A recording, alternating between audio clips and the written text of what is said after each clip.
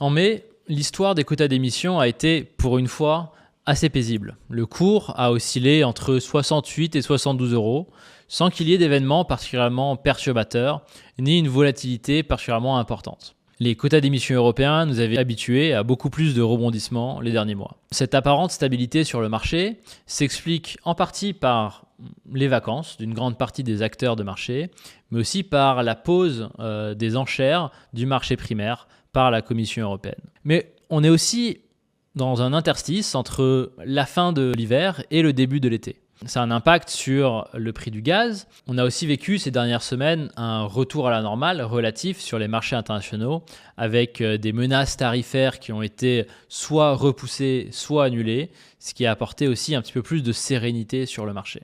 Alors on est dans une situation relativement attentiste où une grande majorité des acteurs financiers court-termistes se sont retirés du marché début avril et les acteurs plus long-termistes attendent des signaux de la situation macroéconomique. Ce qu'on anticipe sur les prochains mois, c'est d'un côté une hausse potentielle du prix du gaz, avec à la fois une hausse de la consommation énergétique des ménages venant de la demande en refroidissement pendant l'été, mais aussi une hausse de la demande liée au remplissage des stocks de gaz à travers l'Europe. D'un autre côté, on anticipe également une hausse modérée de l'activité industrielle, portée en partie par une baisse des taux d'intérêt de la Banque centrale européenne.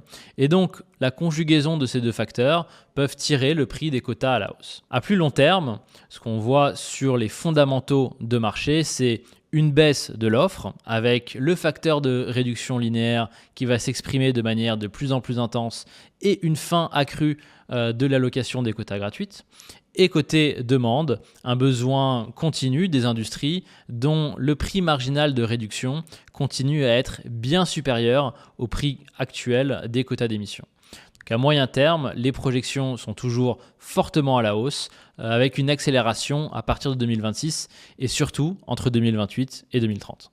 Et bien sûr, si vous avez des questions sur le cours des quotas ou sur le marché des émissions, n'hésitez pas à nous contacter. On est toujours ravis de répondre à toutes vos questions.